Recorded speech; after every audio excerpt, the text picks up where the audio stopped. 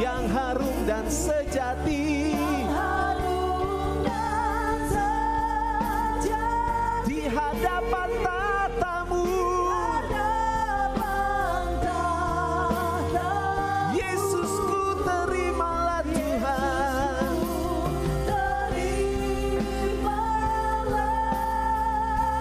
Korban syukurku ini yang mengalir di hatiku sebagai penyembahanku.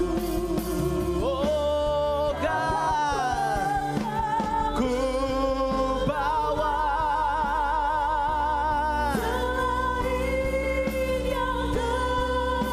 yang harum dan sejati, di hadapan tatamu.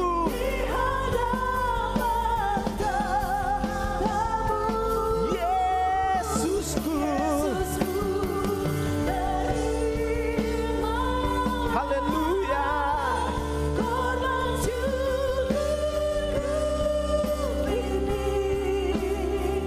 Yang mengalir di hatiku sebagai oh God, I worship you. Oh God, I worship you. Be glorified, revive and magnify. Oh God, be glorified, be glorified. Oh God, I worship. Be glorified.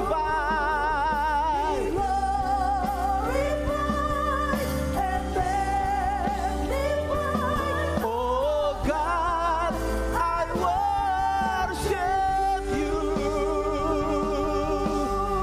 Haleluya. Berikan sorak-sorai bagi dia. Haleluya. Dia dahsyat. Haleluya.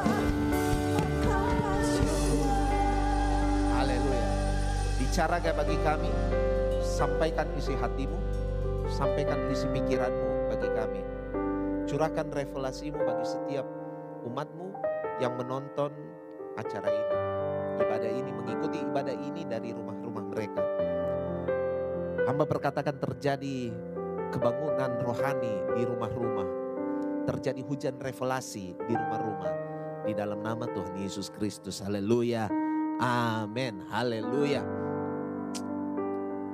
Shalom saudara. Pagi hari ini saya akan bagikan firman Tuhan kepada saudara. Kalau saudara suka sama judul khotbah, maka judul khotbahnya adalah Reset. Apa itu reset? Reset ini bahasa ini sebenarnya bahasa. Terima kasih tim musik pujian penyembahan. Haleluya. Reset ini bahasa aplikasi ya, bahasa apa namanya? Kalau kita kan sekarang akrab dengan HP dan segala macam gadget. Jadi ini bahasa komputer sebenarnya, reset. Sebenarnya istilah reset itu hampir sama dengan istilah pemulihan.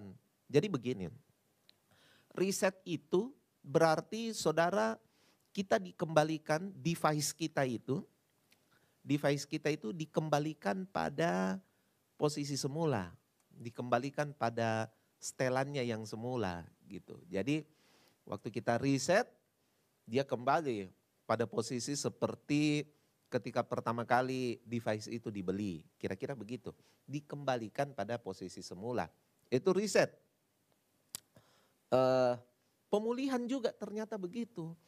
Pemulihan itu adalah dikembalikan lagi pada desain yang semula. Dikembalikan lagi pada posisi yang semula.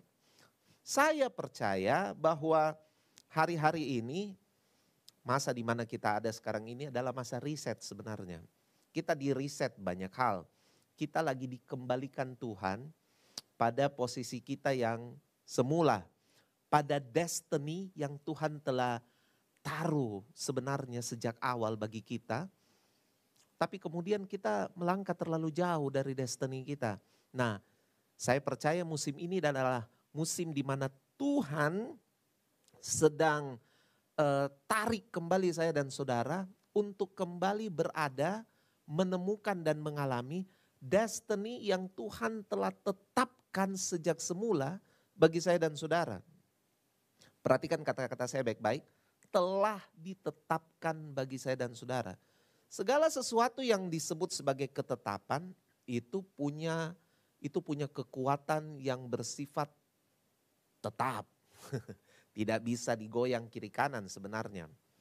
Tapi karena kita melangkah jauh dari situ, Tuhan berkewajiban sebenarnya untuk menarik kita kembali. Saking sayangnya Dia sama kita, gitu. Nah, hari ini saya akan bagikan pada saudara beberapa hal yang sedang dikerjakan Tuhan untuk sedang diriset oleh Tuhan dalam kehidupan kita. Nah, mari kita mulai dulu bagaimana caranya Tuhan riset kita. Sesungguhnya ketika Yesus pertama kali melayani, Dia itu sudah deal bagi semua orang yang beriman kepada Dia. Dia melakukan deal dengan iblis. Dealnya itu terjadi di padang gurun. Matius pasal 4 ayat 1. Nah, ini kan kejadian begini. Tuhan Yesus dibaptis oleh Yohanes Pembaptis. Setelah Dia dibaptis, kemudian kejadiannya sangat spektakuler lah. Waktu Dia dibaptis, kemudian Yohanes Pembaptis sendiri menyaksikan bahwa Roh Kudus berupa burung merpati itu turun di atas Yesus. Lalu kemudian ada suara dari langit. Wah, spektakuler sekali saudara-saudara. Ada suara dari langit yang berkata, inilah anakku yang kukasihi. Wah, luar biasa lah. Jadi itu kejadian yang sangat spektakuler. Tapi kemudian setelah kejadian spektakuler itu, ini yang terjadi saudara. Riset terjadi. Matius 4 ayat 1 dikatakan apa?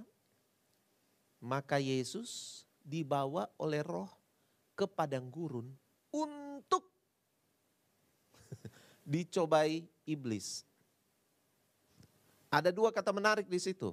Ada dua kalimat menarik di situ. Maka Yesus dibawa oleh Roh. Rohnya itu huruf besar loh. Itu mengindikasikan bahwa Roh itu adalah Roh Tuhan. Ya.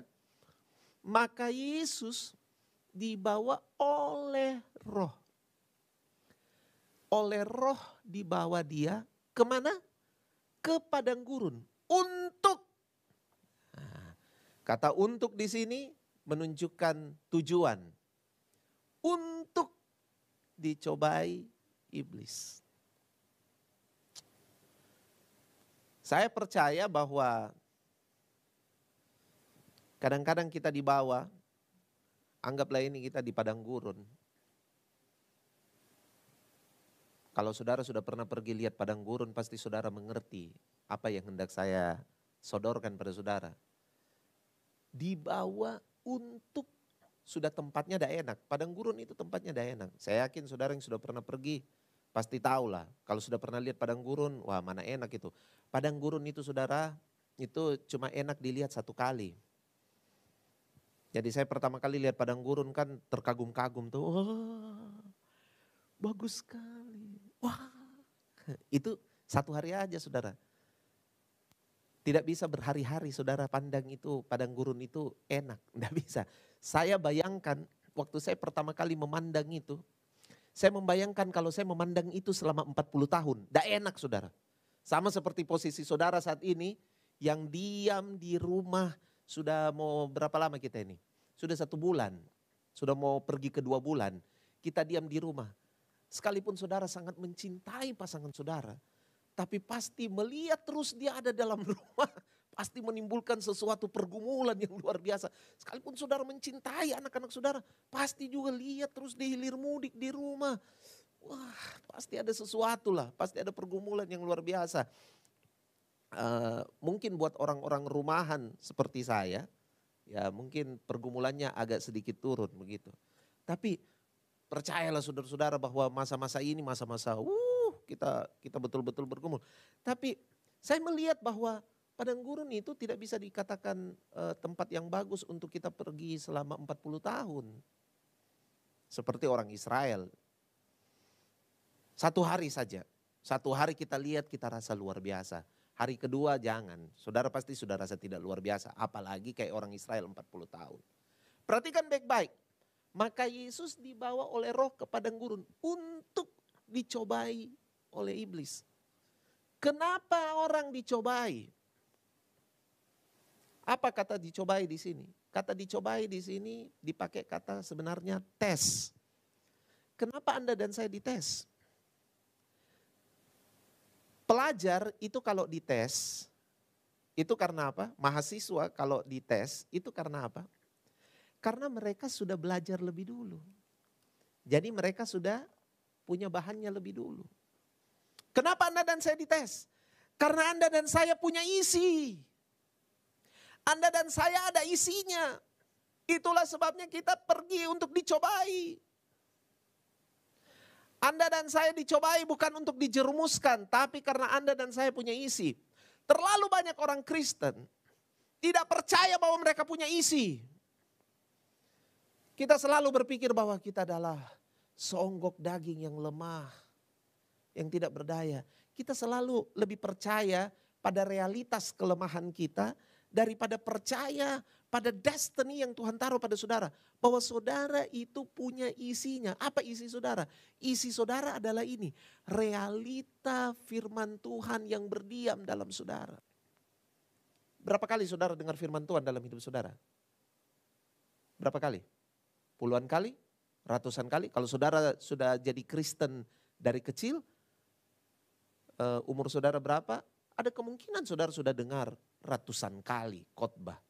Tapi yang menjadi pertanyaan adalah ini. Apakah semua yang saudara dengar, apakah semua firman yang dilepaskan dan ditaruh dalam hidup saudara telah berealita dalam hidup saudara? Nah itu pertanyaan. Mengapa pencobaan datang bagi saya dan saudara? Untuk mengecek, untuk menjadi stimulasi supaya apa yang ada dalam saudara itu dikeluarkan. Tapi ternyata kita tidak pernah menyadari sampai di situ. Kita cenderung berpikir tentang realitas diri kita, realitas kelemahan kita, realitas manusiawi kita. Itulah yang kita pikir. Puji Tuhan, waktu Yesus deal di padang gurun, dia tidak memikirkan realitas kemanusiaannya.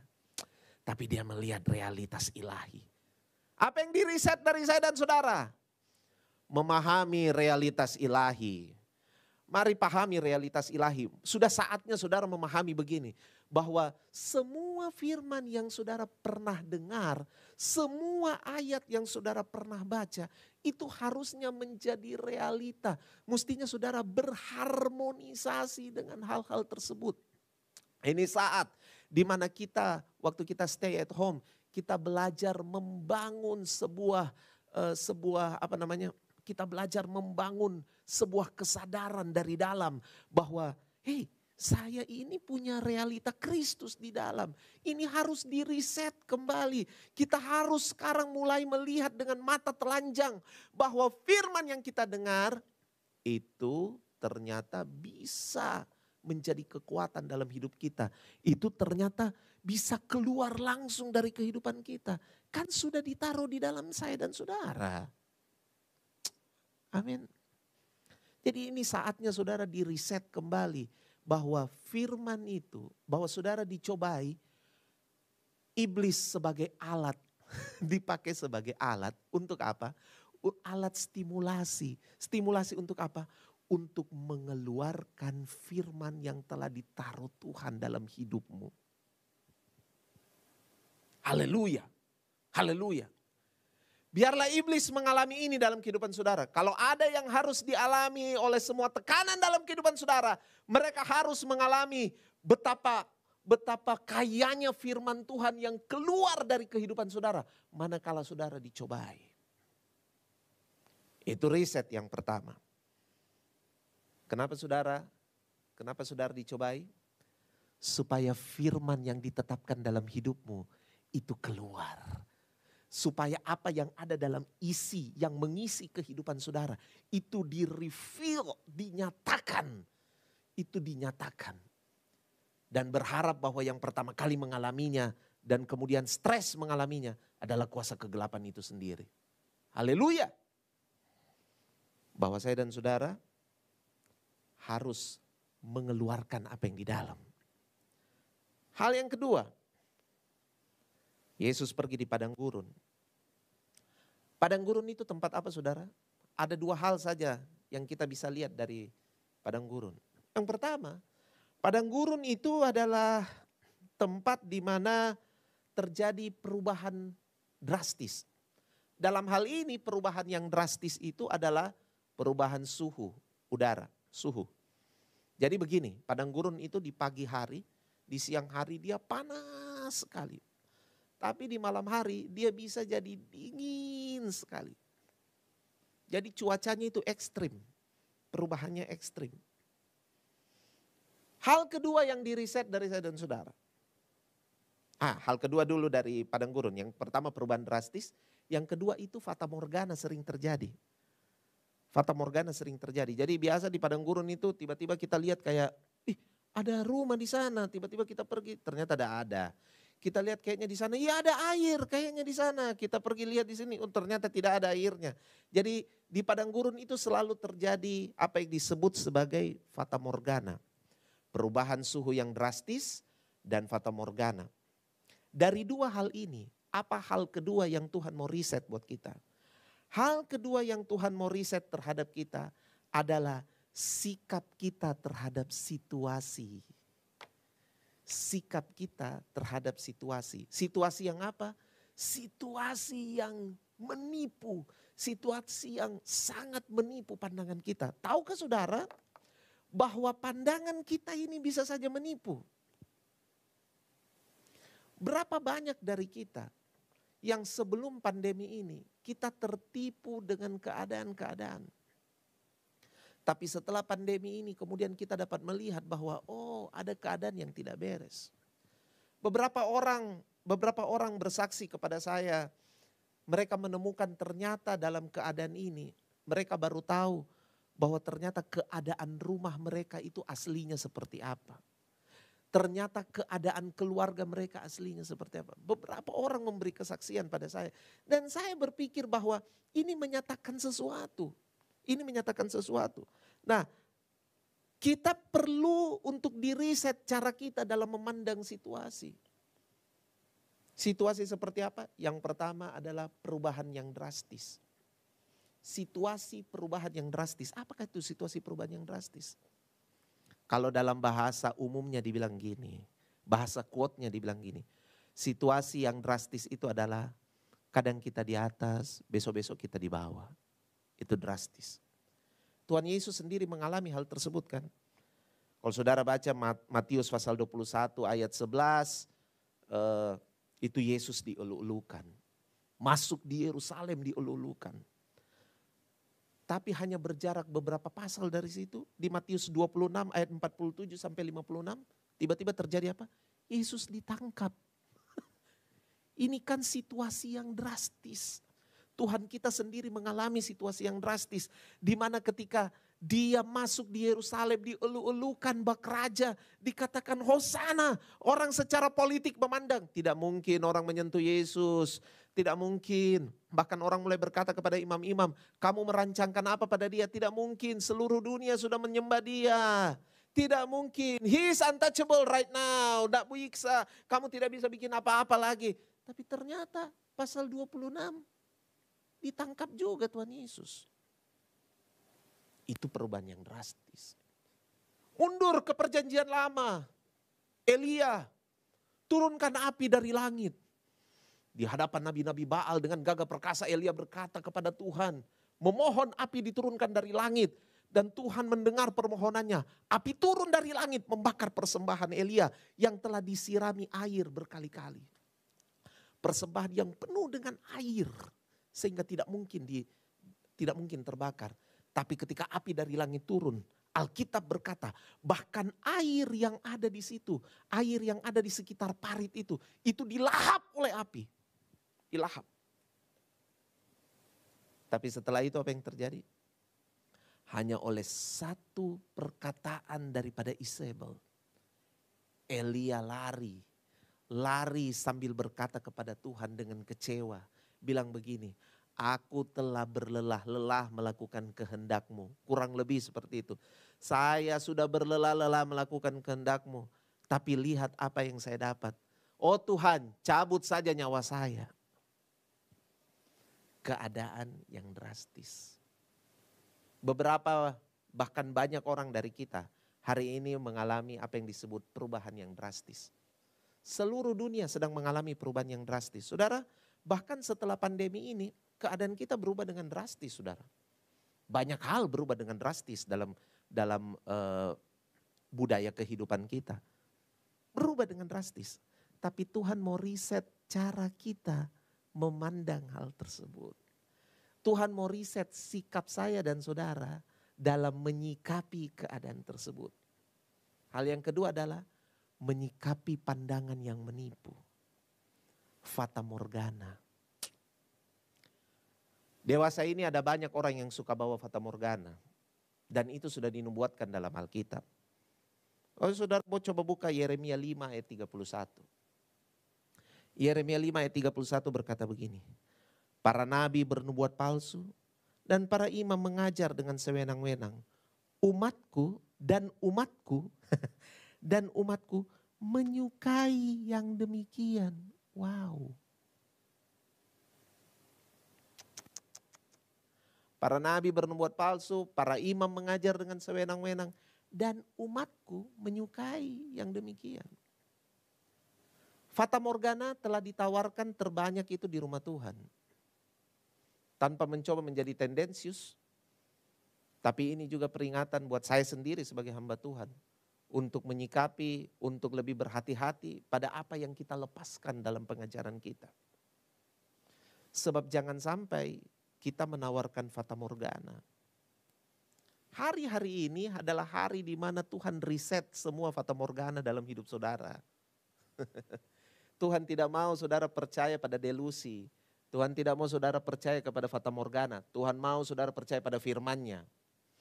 Makanya kenapa kita stay at home. Dalam stay at home itu kita dibangun untuk kembali. Setiap individu punya kewajiban bersekutu dengan firman-Nya. Anda sekarang punya privilege untuk punya persekutuan lebih dalam dengan firman-Nya. Dan bukan lagi hanya mengharap tangan kedua.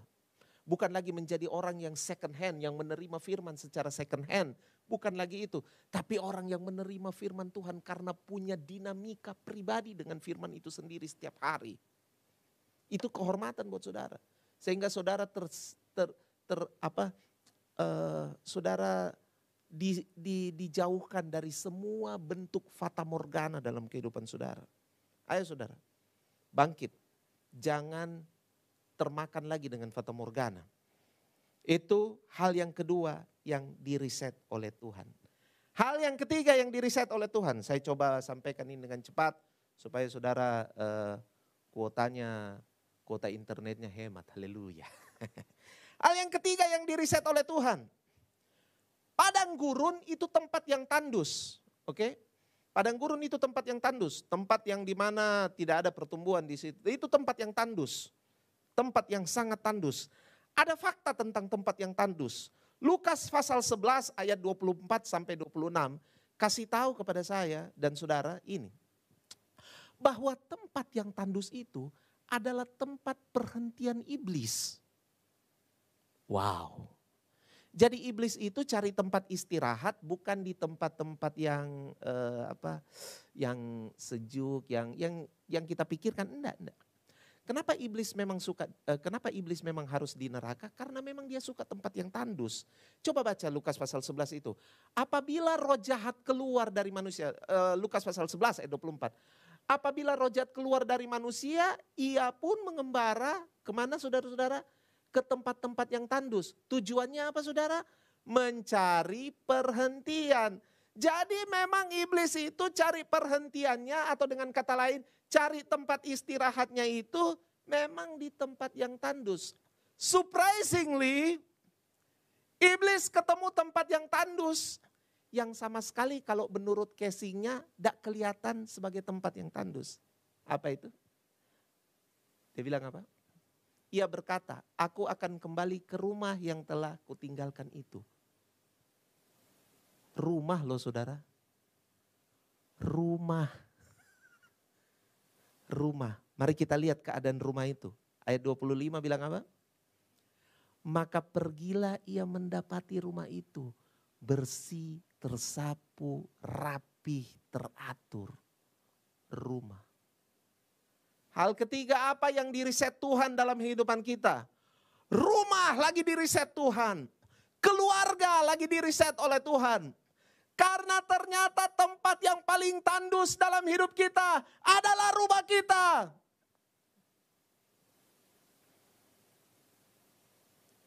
Rumah kita itu bisa saja bersih, tersapu, rapi, teratur. Itu berarti apa? Di rumah kita sudah ada perencanaan-perencanaan yang bagus. Di rumah saya dan saudara sudah ada semua sudah tertata dengan baik. Semua sudah diatur dengan baik. Semua sudah di-manage dengan baik. Tetapi yang terjadi adalah ini. Di rumah itu semuanya memang sudah teratur. Semuanya memang sudah bagus. Tapi tidak ada kehidupan. Tidak ada kehidupan. Tidak ada kehidupan. Rapi, bersih, teratur, tapi tidak punya kehidupan. Tidak punya kehidupan. Mari bicara tentang kehidupan. Yohanes 14 ayat 6 Yesus bilang apa? Akulah jalan dan kebenaran dan kehidupan. Wow. Berarti kalau rumah itu tidak punya kehidupan, mereka sedang tidak memiliki Kristus dalam rumah itu. Mereka sedang tidak memiliki realita kehadiran Kristus di rumah itu. Mau bukti saudara? Ada banyak bapak-bapak mengeluh kepada saya dalam masa-masa ini dan bilang bahwa, aduh Tuhan, bagaimana caranya kita mau pimpin ibadah di rumah Pak? Kita sudah biasa kan di gereja. Bagaimana caranya saya harus khotbah di depan anak-anak? Saya mau bicara sama anak-anak susah. Anak-anakku patetoai semua Pak. Anak-anakku aduh bagaimana saya mau bicara. Bagaimana kita mau perjamuan kudus di rumah Pak ini. Aduh ini biasa kan gereja punya tanggung jawab. Aduh anak-anak saya sudah tidak sekolah minggu lagi. Bagaimana kita mau ajar. Kita kan tidak tahu firman Tuhan Pak. Kita tidak tahu Alkitab. Hello? Mungkin beberapa di antara saudara lihat acara ini dan bilang bahwa memanglah sudah begitu realitanya. Itu realita yang tidak benar. Realita yang tidak ditetapkan Tuhan atas hidup semua orang yang beriman kepada Yesus Kristus. Sebab realita yang ditetapkan oleh Yesus Kristus pada setiap orang yang beriman kepadanya adalah ini. Semua orang yang beriman kepada Tuhan Yesus Kristus adalah orang-orang yang punya kemampuan melepaskan Kristus dalam kehidupan mereka. Dan itu dimulai dari keluarga. Pak, Bu, apalagi bapak-bapak. Ingat enggak waktu menikah? Waktu menikah kan dibilang begini. Suami itu adalah imam dalam keluarga. Suami itu imam dalam keluarga. Kalau dia imam Pak, Bu, berarti begini. Suami itu, bapak itu bukan hanya jadi sumber secara jasmania saja, dimensi jasmania saja. Tetapi suami-suami atau bapak-bapak orang Kristen itu, orang yang beriman pada Tuhan Yesus Kristus itu, mereka juga menjadi sumber secara spiritual. Jadi sudah saatnya saya dan saudara, sejak dari rumah kita diriset oleh Tuhan. Bahwa semua pengalaman-pengalaman beribadah kita tidak dimulai hanya karena kita kumpul bersama dengan saudara seiman. Tapi harusnya pengalaman beribadah itu dimulai dari keluarga. Keluarga adalah tempat pertama memperkenalkan budaya beribadah. Harusnya semua rumah tangga orang percaya itu mahir, itu terbiasa dalam budaya ini. Beribadah sejak di rumah. Di rumahlah encounter pertama kali orang bertemu dengan pengalaman beribadah kepada Tuhan. Keluarga sedang diriset, saudara. Keluarga sedang diriset. Kita sedang dibangun budaya yang baru dalam keluarga. Saya percaya begini, setelah pandemi ini, semua keluarga-keluarga Kristen itu punya budaya yang baru. Budayanya apa? Mereka tidak tunggu lagi harus ibadah bersama di gedung gereja. Tapi mereka punya budaya yang baru. Ibadah di rumah. Keluarga mereka di-establish dengan budaya ibadah dari rumah. Sehingga kemudian anak-anak mereka pergi dari rumah mereka.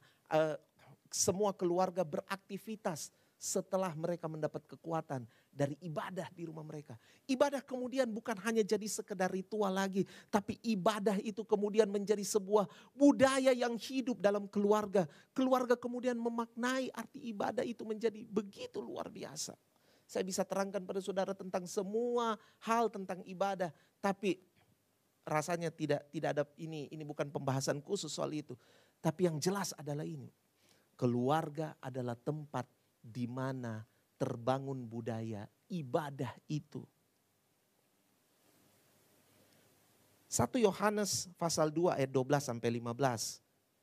1 Yohanes pasal 2 ayat 12 sampai 15 berkata demikian. Aku menulis kepada kamu hai anak-anak. Ini struktur rumah. Sebab dosamu telah diampuni karena namanya. Ini kesadaran-kesadaran yang harus bangkit dalam ibadah keluarga. Aku menulis kepada kamu hai bapak-bapak karena kamu telah mengenal Dia. Aku menulis kepada kamu hai orang-orang muda karena kamu telah mengalahkan yang jahat. Aku menulis kepada kamu hai anak-anak karena kamu mengenal Bapa. Aku menulis kepada kamu hai bapak-bapak karena kamu mengenal Dia yang ada dari mulanya. Aku menulis kepada kamu hai orang-orang muda karena kamu kuat dan firman Allah diam dalam kamu dan kamu telah mengalahkan yang jahat. Realita dalam ayat ini, fakta dalam ayat ini adalah fakta-fakta ilahi yang ditetapkan Tuhan yang harus mulai ditemukan mulai dalam kehidupan keluarga, mulai dari rumah. Rumah. Saya percaya rumah-rumah lagi diriset untuk mempersiapkan sebuah kegerakan rohani yang luar biasa. Yoel pasal 2 ayat 28 sampai 29. Yoel pasalnya yang kedua ayat 28 sampai 29. Kemudian daripada itu akan terjadi bahwa aku akan mencurahkan rohku kata semua manusia. Maka anak-anakmu laki-laki dan perempuan, anak-anak akan bernubuat. Orang-orangmu yang tua akan mendapatkan mimpi. Dan teruna-terunamu akan mendapatkan penglihatan. Ayat 29. Juga ke atas hamba-hambamu laki-laki dan perempuan akan kucurahkan rohku pada hari-hari itu. Itu semua dimulai dari mana? Keluarga, dimulai dari rumah. Rumah saudara akan dilaut oleh Tuhan. Karena rumah mempersiapkan sebuah kegerakan yang besar. Yang tertulis dalam Yoel 2 ayat 28 sampai 29. Bahwa semua lapisan, mulai dari anak-anak, remaja, orang-orang tua. Bahkan mereka yang sebagai orang yang tinggal dalam rumah kita sebagai asisten rumah tangga kita. Mereka akan dilaut oleh Tuhan. Di mana itu terjadi? Start from home. Apa yang diriset Tuhan? Rumah Anda lagi diriset Tuhan. Haleluya. Rumah Anda lagi diriset Tuhan. Yang terakhir. Apa yang diriset Tuhan? Hari ini kita akan perjamuan kudus sebentar lagi. Saya rasa perjamuan kudus ini merupakan tanda persekutuan kita. Hal yang terakhir yang saya sodorkan pada saudara hari ini, yang sedang diriset Tuhan dalam kehidupan kita adalah persekutuan. Makna dari bersekutu, apalagi dengan tubuh dan darah Yesus. Mari buka dalam Yohanes pasal 13. Yohanes pasal 13 ini sebenarnya adalah kejadian perjamuan terakhir. Tapi cuma dalam kitab Yohanes saja ditulis bahwa sebelum mereka makan Paskah, mereka terlebih dahulu, Yesus terlebih dahulu melepaskan kepada murid-muridnya sebuah bentuk pelayanan, yaitu membasuh kaki murid-muridnya. Tapi mari perhatikan ayat 1, ini adalah dasar sebenarnya. eh, kita harus mengerti bahwa penetapan makan Paskah itu dimulai di kitab Keluaran ketika orang Israel itu pada tulah ke-10, ya. Saudara pasti tahu itu.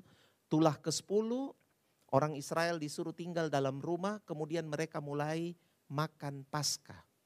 Nah, makan Paskah bagi orang Israel itu adalah untuk memaknai bagaimana Tuhan menyelamatkan mereka di malam itu. Mereka dilalukan dari kematian, di mana ketika malaikat maut dilepaskan berjalan, orang Israel dilalukan dari kematian. Malaikat maut hanya pass over, hanya lewat saja di rumah mereka, tapi tidak menjamah mereka. Mereka mengenang kembali karya Tuhan yang membebaskan mereka dari penjajahan perbudakan Mesir. Tapi Yesus merubah makna Paskah. Ini sebelum dia mati. Sekarang setelah dia mati, makna Paskah berubah buat kita. Kita makan perjamuan kudus untuk memperingati kematian dan kebangkitan Kristus di kayu salib. Tapi kejadian di Yohanes pasal 13 ini sebelum dia mati. Nah, sebelum dia mati, dia telah menaruh pemaknaan yang baru pada makan Paskah itu. Menjelang makan Paskah itu, Yesus sudah kasih tahu. Nah, ini dia. Ini statement yang bagus. Yesus telah tahu bahwa saatnya sudah tiba untuk beralih dari dunia ini kepada Bapa. Saya katakan tadi yang diriset Tuhan dalam hidup saya dan saudara, yang terakhir adalah dasar kita bersekutu. Khususnya bersekutu dengan tubuh dan darah Yesus. Apa dasarnya saudara? Yang pertama begini, dasar bahwa saya dan saudara sudah beralih dari dunia ini kepada dimensi Bapa di sorga. Pak, Bu, jangan makan perjamuan kudus dengan kebiasaan. Pak, Bu, jangan bersekutu dengan tubuh dan darah Kristus dengan kebiasaan. Pak, Bu, jangan kita bersekutu dalam ibadah dengan kebiasaan. Semua bentuk persekutuan saya dan saudara harus dimulai, diriset dengan pemahaman ini. Bahwa saya dan saudara sudah beralih dari dunia ini kepada Bapa. Amin. Saya dan saudara sudah beralih. Itulah sebabnya sengat dunia itu tidak berlaku atas kehidupan saya dan saudara. Karena saya dan saudara sudah beralih. Kita beralih kemana? Beralih kepada tangan Bapa di sorga. Itulah dasar persekutuan. Itulah sebabnya kenapa orang Kristen, kenapa kita selama ini, ya inilah saudara. Ada banyak orang mengeluh dan bilang begini, aduh sekarang ini kita sudah tidak bisa ketemu secara langsung. Kita cuma lewat online streaming saja. Kita merindukan bertemu dengan saudara-saudara kita seiman. Saya kemudian merenungkan kerinduan-kerinduan yang dilepaskan oleh banyak orang kepada saya. Yang saya renungkan adalah ini. Apakah sebenarnya yang saya dan saudara rindukan? Apakah saya dan saudara merindukan pertemuan ilahi atau pertemuan fisik? Apa sih yang kita rindukan? Karena jujur saudara, sebelum masa pandemi ini, kita tidak penuh pemaknaan dalam beribadah. Ada banyak orang yang tidak penuh pemaknaan. Keberadaan gadget di tangan kita telah membuat kita ya, kadang-kadang kita beribadah juga kita masih berselancar di media sosial. Kadang-kadang kita beribadah kita masih bikin ini, bikin itu. Kita sama sekali tidak fokus. Makanya satu kali ada orang bilang begini, bagaimana Pak kita mau saling menguatkan satu dengan yang lain. Kita tidak bertemu dalam ibadah. Saya tanya balik kepada dia, apakah waktu ibadah dulu saudara memang saling menguatkan satu dengan yang lain? Kan tidak, saudara sibuk sendiri. Pulang lebih cepat, sudah tidak mau ngobrol-ngobrol langsung pergi. Karena kita mau makan siang, kita mau begini. Kita jauh dari persekutuan. Aduh Pak, ini kan masa di mana kita tidak bisa keluar. Kita tidak bisa bantu-bantu orang. Lah, dulu waktu masih masa normal juga tidak pernah tergerak bantu orang. Bagaimana coba? Nah inilah yang saya katakan begini. Bahwa sebenarnya kita sedang diriset Tuhan. Kita harus menyadari bahwa semua bentuk persekutuan kita harus didasari dengan pemaknaan ini. Saya sudah beralih dari dimensi saya Dari dimensi aku kepada dimensi Bapa di sorga. Haleluya. Saya sudah beralih pada dimensi Bapa di sorga. Artinya begini, semua bentuk persekutuan saya adalah bentuk saya menghormati Bapa. Bentuk saya terhisap pada semua yang menjadi ketetapan Bapa di sorga. Itulah yang harus kita sadari sebagai dasar persekutuan kita. Dasar yang kedua adalah ini. Sama seperti ia senantiasa mengasihi murid-muridnya, demikianlah sekarang ia mengasihi mereka sampai kepada kesudahannya. Apa yang mendasari saya dan saudara dalam bersekutu? Khususnya di dalam tubuh dan darah Kristus. Kita mendasarinya dengan pengertian ini. Bahwa Kristus mengasihi kita sampai pada kesudahannya. Sampai finish. Kita kemudian tahu di kayu salib dia berteriak, "It's finished!" Sudah selesai. Dia mengasihi saudara sampai kesudahannya. Dengan demikian saya dan saudara punya kewajiban di dalam persekutuan kita untuk mengasihi sesama kita sampai pada kesudahannya. Ketika Anda mengangkat tubuh dan darah Kristus sebentar lagi, Anda harus memaknainya sebagai begini. Saya mengasihimu Tuhan, sama seperti engkau mengasihiku, sampai pada kesudahannya. Bukan makan dengan kebiasaan. Bukan begitu. Tapi memaknainya sebagai bentuk kasih Kristus yang mengasihimu sampai pada kesudahannya.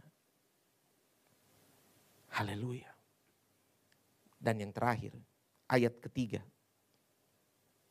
Yesus tahu bahwa Bapaknya telah menyerahkan segala sesuatu kepadanya, bahwa ia datang dari Allah dan kembali kepada Allah. Inilah dasar persekutuan kita yang ketiga. Dasar persekutuan kita yang ketiga adalah ini. Kita memahami dengan pasti bahwa semua kuasa ada di tangan Yesus. Ia datang dari Allah dan kembali kepada Allah. Anda dan saya setelah dilahirkan kembali, Anda dan saya disebut sebagai the man of God. Orang yang datang dari Allah. Dan tentunya sebagai orang yang datang dari Allah, apa saja yang saya dan saudara lakukan, itu kembali kepada Allah. Haleluya. Itulah dasar persekutuan saya dan saudara. Jadi hari ini, terimalah riset dari Bapa di sorga kepada kita. Bahwa kita sekarang sedang kembali. Pendek katanya sebenarnya begini. Apa yang diriset dalam kehidupan saya dan saudara? Kehidupan yang kembali dimuarakan kepada Yesus Kristus. Kehidupan yang kembali memulai segala sesuatu dengan landasan pribadi Kristus. Kehidupan yang kembali dimulai oleh karena pengenalan kita kepada Yesus Kristus. Pada dasarnya itulah gambar besar Tuhan mau riset kita pada hari-hari ini. Kehidupan yang kembali bermuara kepada Kristus. Kehidupan yang dimulai oleh karena pribadi Kristus. Kehidupan yang didasari oleh dinamika kehidupan pribadi kita dengan Yesus Kristus. Kehidupan yang dimulai dari pengalaman pribadi kita berharmonisasi dengan pribadi Kristus masing-masing pribadi. Anda sudah bukan lagi penerima firman secara second hand. Ayub berkata begini, Ayub bilang, ternyata selama ini hanya dari orang lain saja aku mendengar tentang engkau. Tetapi sekarang mataku melihat kepadamu. Ayub berkata bahwa ternyata Ayub yang disebut sebagai orang yang saleh itu. Orang yang saleh, dia disebut orang yang saleh. Tapi ternyata dalam kesalehannya di titik akhir Ayub mengakui bahwa ternyata saya ini selama ini hanya mengenal Tuhan second hand. Tetapi sekarang dalam semua proses yang saya lalui, dalam semua proses yang sekarang kita lalui, saya dan saudara akan membanjiri dunia ini dengan pengakuan ini. Sekarang mataku melihat engkau. Sekarang mataku melihat engkau. Tidak lagi secara second hand, tapi mataku melihat realita firman-Mu terjadi atas hidupku. Haleluya. Tuhan Yesus memberkati saya dan saudara. Mari kita berdoa. Haleluya. Bapa dalam sorga, dalam nama Tuhan Yesus Kristus, aku berdoa biarlah realita Kristus semakin dinyatakan dalam musim ini ya Tuhan. Sehingga kami tidak bisa menyangkali lagi hal ini. Kami hanya bisa berada dalam satu sudut ilahi sambil berkata, Tuhan, hanya Engkaulah yang kami inginkan. Tuhan, hanya Engkaulah yang kami rindukan. Tuhan, aku ingin mengenal-Mu lebih dalam lagi. Terima kasih ya Bapak dalam saudara. Sebentar kami akan bersekutu dengan tubuh dan darah-Mu ya Tuhan. Biarlah kiranya persekutuan kami ini punya pemaknaan yang benar. Bahwa kami memaknainya sebagai bentuk pengakuan kami terhadap fakta-fakta ilahi yang telah ditaruh Tuhan atas kehidupan kami. Pengakuan pada fakta-fakta ilahi yang telah ditaruh Tuhan atas kehidupan kami. Pengakuan begitu berdaulatnya diri-Mu. Kesadaran bahwa Engkau telah mengalihkan kami dari kehidupan dunia ini kepada kehidupan yang telah ditetapkan Bapa di sorga. Berkati roti dan anggur yang akan kami pakai untuk bersekutu. Biarlah ya Tuhan kami menerima kuasa dari perjamuan itu ya Bapa dalam sorga. Terima kasih Tuhan, dalam nama Tuhan Yesus Kristus kami sudah berdoa dan akan menerima tubuh dan darah-Mu. Haleluya, amin.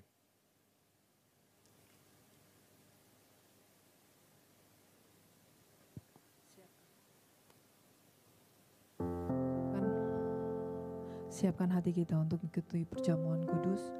Bapak Ibu Saudara yang ada di rumah dapat mempersiapkan roti dan anggur.